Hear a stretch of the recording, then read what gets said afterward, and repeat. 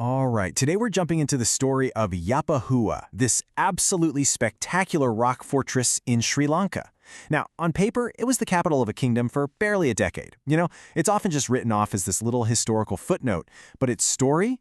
It's a story of crisis, of genius, and a totally new blueprint for survival. And that's the big question, right? That's the mystery we're digging into.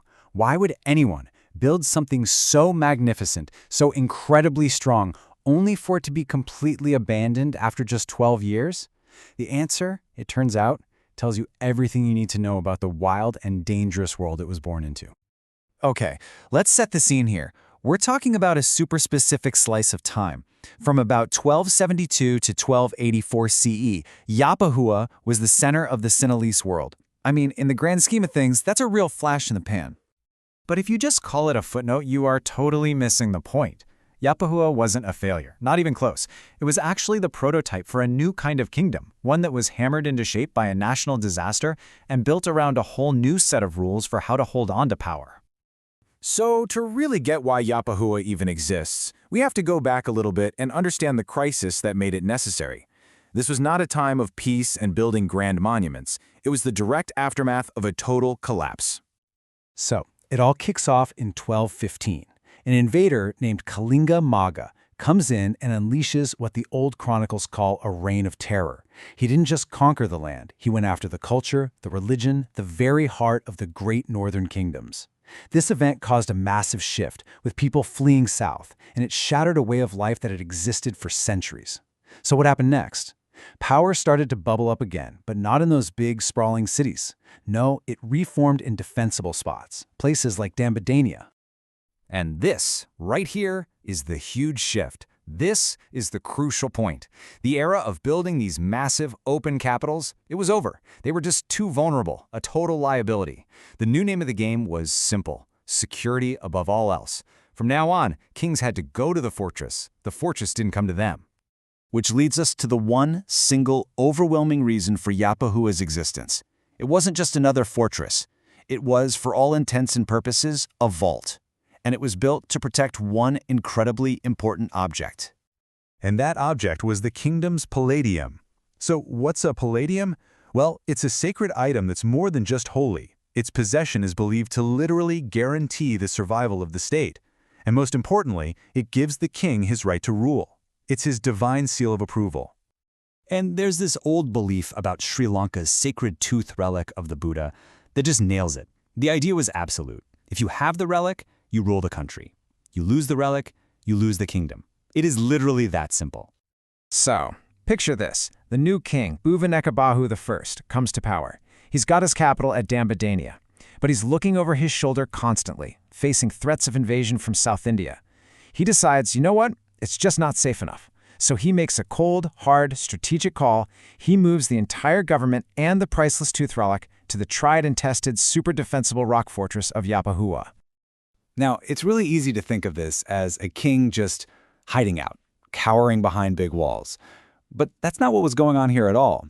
Yapahuwa wasn't a retreat. It was a secure command center, a launchpad for a really sophisticated international strategy. The pure genius of this plan is captured perfectly in Yapahuwa's amazing staircase. It's this incredible paradox carved in stone. For an enemy, it's a death trap.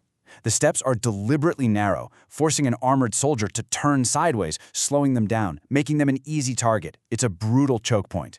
But for a friend, a pilgrim, it's covered in these joyful carvings of dancers and musicians, like a heavenly welcome committee preparing you for an audience with the divine. It's both a killing floor and a sacred path.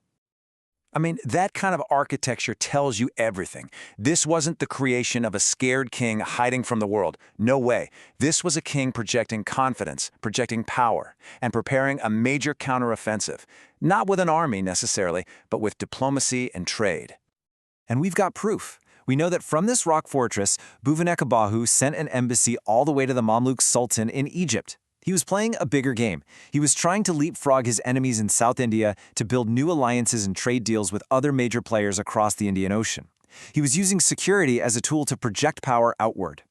And if you need hard evidence, the archaeology tells a story all on its own. Get this, over 1,300 Chinese coins have been found at Yapahuwa.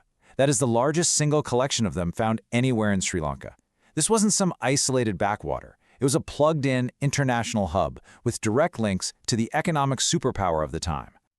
But for all its cleverness, all its strength, the whole Yapahuwa model had one critical, fatal flaw. And in the year 1284, that flaw was just brutally exposed. It all happened so fast. The whole kingdom's stability depended on one guy. The moment King Bhuvanekabahu dies, boom, a power vacuum opens up, and almost immediately, Pandyan forces from South India invade. But here's the thing. They don't try to conquer the land. They have one objective. It's a smash and grab. They storm the fortress, grab the Sacred Tooth Relic, and they're gone. And that's the killer irony, isn't it? The very thing that made the kingdom so strong, so legitimate, all that power concentrated in one sacred object, is exactly what made it so fragile. By putting all his kingdom's political and spiritual eggs in one very portable basket, the king had basically made his entire kingdom stealable. So does that mean Yapahuwa was a failure? Absolutely not. It's the opposite, really. Its dramatic collapse taught an incredibly valuable lesson, and the fortress itself became the blueprint that would shape the nation's future for centuries to come. You can see this really clearly if you put it next to, say, the more famous Sigiriya. Sigiriya was built way back in the 5th century. Its whole purpose was to be a sky palace, a stage for a king who saw himself as a god. The palace is right at the very top. But Yapahuwa in the 13th century, it was a maximum security vault. The king's palace was actually built on a lower terrace, below the shrine for the tooth relic on the summit. Totally different times, totally different threats, and a completely different mission. And that is the bottom line here. Yapahuwa wasn't the end of a story. It was the beginning of a new one. It was the first bold experiment in this new era of defensive mobile statecraft. All the capitals that came after it for the next few hundred years, places like Kuranigala, Gimpola, Kate, they were all just tweaking and refining the basic model that Yapahuwa pioneered. Which leaves us with this really strange situation today. The famous stone lion from Yapahuwa's staircase is literally on Sri Lanka's 10 rupee note. It's a core part of the country's identity. And yet, the site itself is still a bit of a hidden gem. It's off the main tourist path, and it gets just a tiny fraction of the visitors that other big sites do. So it kind of makes you wonder, right? If a kingdom that lasted only 12 years, a place we might call a failure, can actually turn out to be the blueprint for a nation's survival, what other historical footnotes have we all been ignoring? What other stories are just waiting for us to go back and read them a second time?